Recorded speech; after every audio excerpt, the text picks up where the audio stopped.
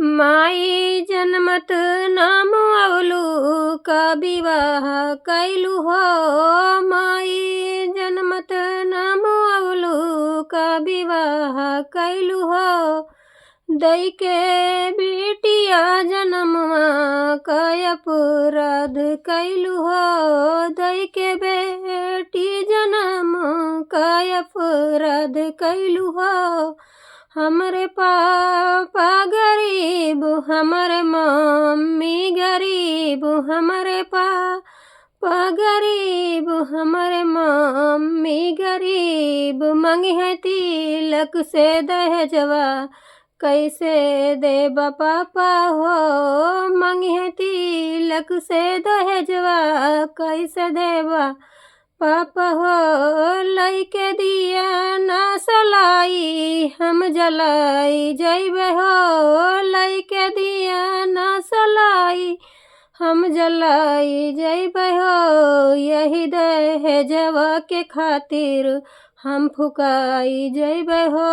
यही दहेजवा के खातिर हम फुकाई जइबे हो। जनमत नाम अवलू का विवाह कैलू हो। माई जनमत नाम अवलू का विवाह कैलू हो। दई के बेटी जनम काय अपराध कैलू हो। दई के बेटी जनम काय अपराध कैलू हो।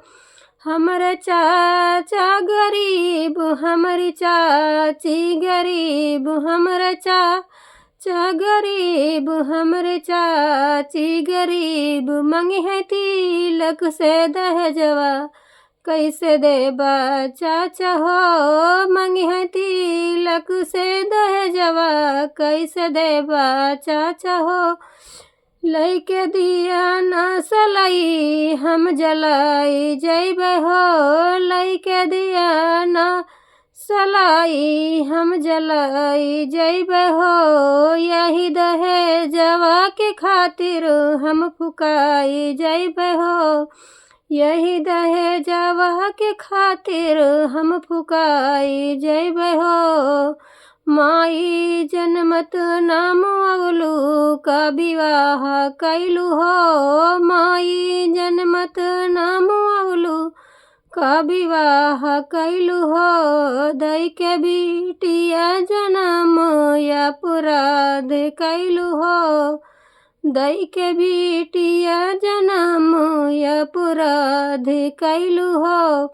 हमरे भैया गरीब हमारी भाभी गरीब। हमरे भैया गरीब हमारी भाभी गरीब। मंगी है तिलक से दहेजवा कैसे देबा भैया हो। मंगी है तिलक से दहेजवा कैसे देबा भैया हो। लइके दिया ना सलाई हम जलाई जइबे हो। लइके दिया ना सलाई हम जलाई जइबे हो। यही दहेजवा के खातिर हम फुकाई जइबे हो।